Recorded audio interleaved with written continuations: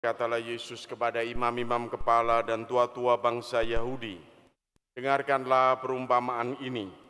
Ada seorang tuan tanah membuka kebun anggur dan membuat pagar sekelilingnya.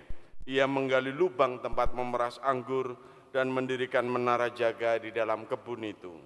Kemudian ia menyewakan kebun itu kepada penggarap-penggarap, lalu berangkat ke negeri lain. Ketika hampir tiba musim petik, ia menyuruh hamba-hambanya kepada penggarap-penggarap itu untuk menerima hasil yang menjadi bagiannya. Tetapi para penggarap menangkap hamba-hambanya itu, yang seorang mereka pukuli, yang lain mereka bunuh, dan yang lain lagi mereka lempari dengan batu. Kemudian Tuhan itu menyuruh pula hamba-hamba yang lain, lebih banyak daripada yang semula, tetapi mereka pun diperlakukan sama seperti kawan-kawan mereka.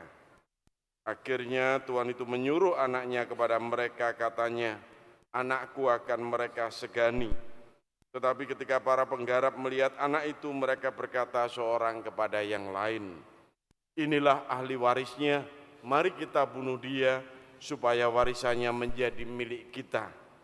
Mereka menangkap dia dan melemparkannya keluar kebun anggur itu, lalu membunuhnya.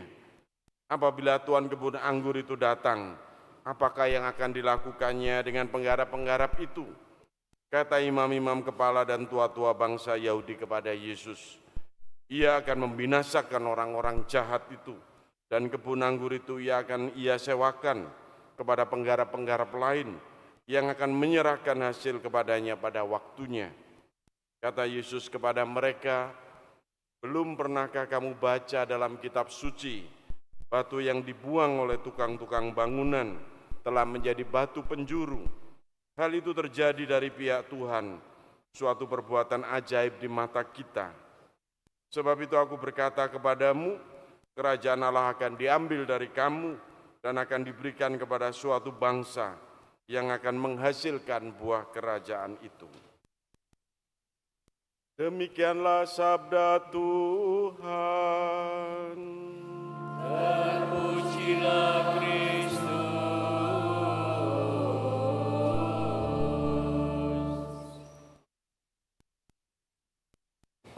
Ibu bapak, saudara-saudari, anak-anakku yang terkasih dalam Kristus, saya mau cerita. Saya pernah tugas di Paroki Tandes, dan di Paroki Tandes itu ada rumah jumpu panti breda yang dikelola oleh suster-suster KSSY. Romo tugas di sana itu misa sekaligus juga membagi komuni untuk para lansia yang dirawat di panti breda itu. Itu saya lihat itu saat misa ini ada seorang mama atau seorang ibu yang wajahnya ini sedih aja. Ya. Habis misa itu wajahnya juga tidak berubah, sedih aja.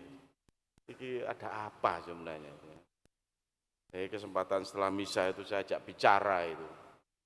Ada apa sebenarnya kok sudah harus sih habis misa kok wajahnya tidak happy, sedih aja. Saya pikir saya ya mungkin lagi ada masalah dengan teman-teman yang di panti breda itu atau apa. Enggak jawab-jawab. Kenapa wajahnya kok sangat sedih? Karena tanya, ingin tahu jawabannya, malah nangis ini mama ini. Ya apa, mau nangis ini, mosok melok nangis ya. Ya sudah, saya tunggu sesungguhnya selesai. Lalu cerita, "Romo, saya itu enggak punya apa-apa, Romo. Saya itu enggak punya apa-apa lagi." Ya enggak apa-apa tuh, Romo. Punya Tuhan Yesus, saya bilang gitu. Saya ini salah apa? Saya itu di sini itu anak, saya tidak punya apa-apa. Balik tulang lagi, saya tidak punya apa.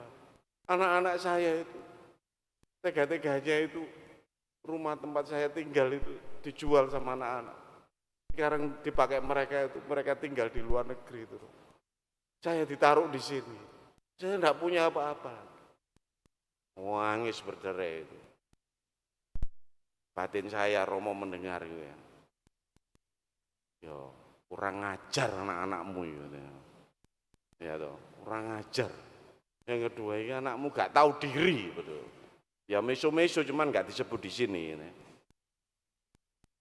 Ini sungguh ibaratnya seperti dalam bacaan pertama, Bapak Ibu Saudara-saudari yang terkasih, dalam kitab Yesaya. Bagaimana digambarkan kasih Tuhan kepada umat Israel itu seperti tanaman yang mau ditanam, ya tanaman anggur yang terbaik itu.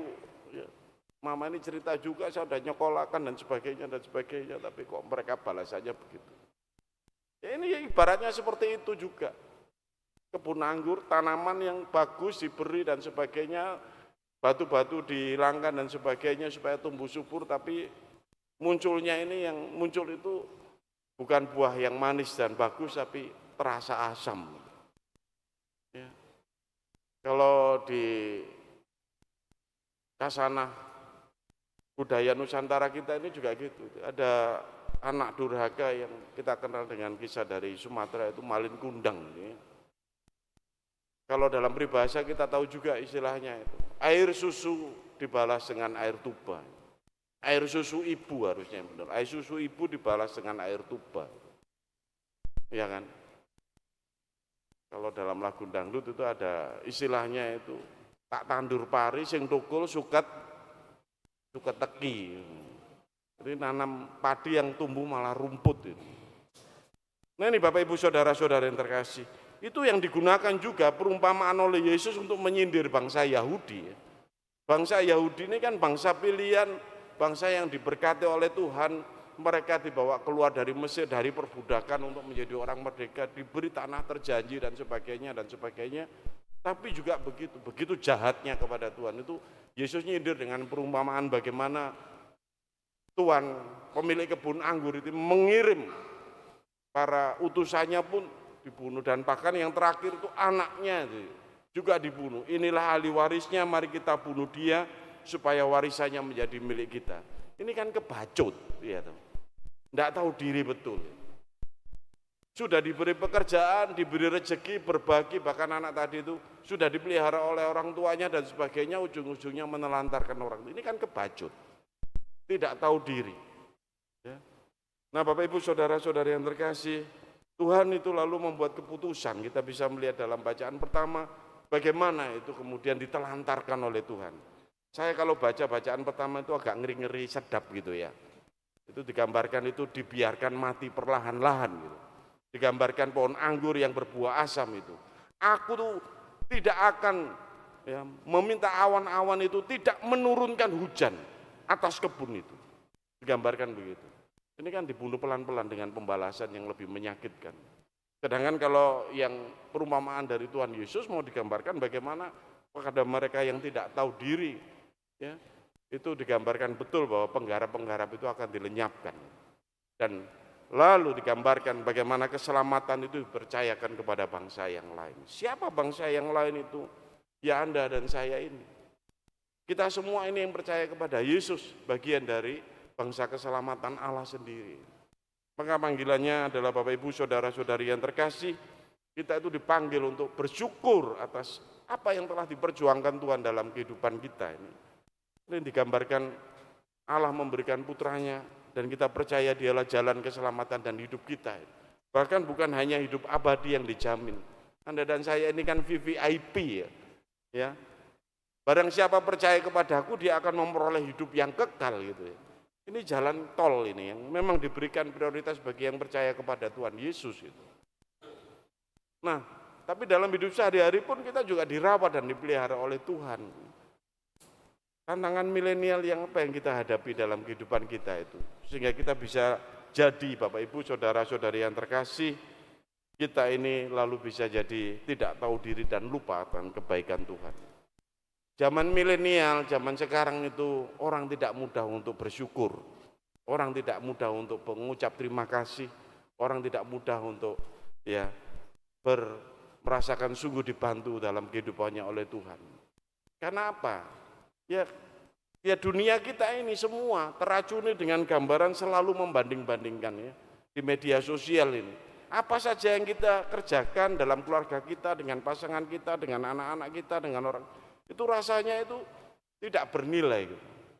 Coba saja ada yang baru pulang healing 3 hari, Ya maunya healing selesai, happy, bareng delok grup WA, lu tempat lain kok lebih bagus, lah ya itu. Tiba-tiba ngono ku elek, kecewa. Orang itu bisa kemudian tidak mudah bersyukur ya, melihat bahwa rumput tetangga itu lebih hijau daripada rumput kita. Dalam kehidupan kita bisa jadi merasa terus membanding-bandingkan juga. Kalau hal-hal sehari-hari bisa, tapi kalau ke yang lain misalnya, yang lebih mendasar lagi, gitu. Ya membandingkan anak-anak kita dengan anak-anak orang lain, ternyata anak-anakku kok lebih tembri dibanding anak yang lain. Saya merasa tidak bersyukur, ya Tuhan, kami dulu perjuangan setengah mati ke rumah sakit macam-macam, sekarang kok hasilnya seperti ini anak-anakku. Itu sih mending. Mulai nek mikir pasangan repot maneh. Ini kan dhisik ngene ngerti ngono oleh mantanku dhisik ya ngono wae diundat-undat maneh. Karena membanding-bandingkan ternyata yang sana kok lebih kelihatan bahagia dibanding kehidupan saya, dan kita lalu susah untuk bersyukur ini Bapak Ibu Saudara-saudara terkasih. Bahkan kemudian bisa berlaku yang sebaliknya.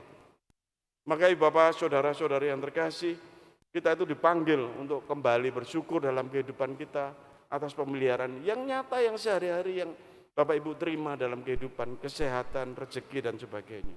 Bukankah Anda dan saya ini sudah lulus dan lolos melalui Universitas COVID-19.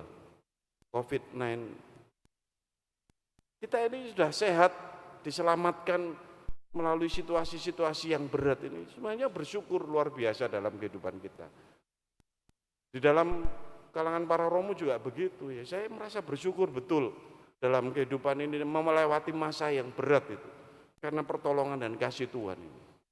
Nah Bapak Saudara-saudara yang terkasih, yang menarik itu dalam bacaan yang kedua. Surat Rasul Paulus kepada umat di Filipi itu ditegaskan. Saudara-saudara, janganlah kamu khawatir tentang apapun juga, tetapi dalam segala hal nyatakanlah keinginanmu kepada Allah dalam doa dan permohonan dengan ucapan syukur. Ini yang ditegaskan, boleh memohon, boleh meminta, tapi disertai dengan ucapan syukur. Salah satu ucapan syukur adalah Anda dipanggil juga untuk membantu karya Allah yang nyata. Salah satunya ucapan syukur adalah peduli tentang apa yang menjadi keprihatinan Tuhan, ya turut membantu rumahnya. Salah satunya ya nanti turut membantu bagaimana rumah Tuhan yang dibangun di stasi Randegan ini bisa berdiri untuk semua umatnya yang di sana.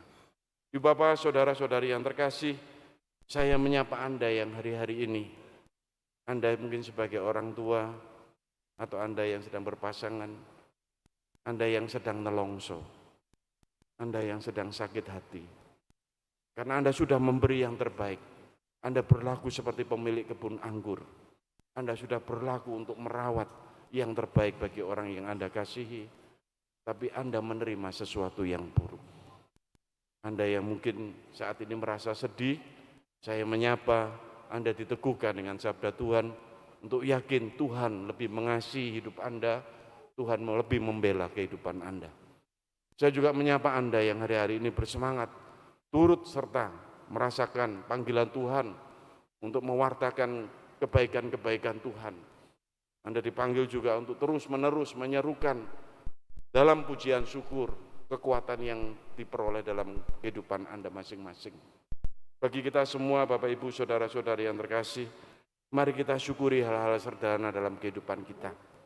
Suasana keluarga kita, kehidupan kita makan bersama, ya, kesehatan kita, setiap hari rezeki-rezeki yang kita terima dari Tuhan, bangun dengan baik, bisa merasakan sapaan senyum di dalam keluarga, sapaan-sapaan cinta, merupakan ungkapan syukur kepada Tuhan. Semoga kita dengan segala upaya kehidupan kita, Tuhan memberkati, Tuhan memberikan rezeki, Tuhan melimpahkan banyak berkat.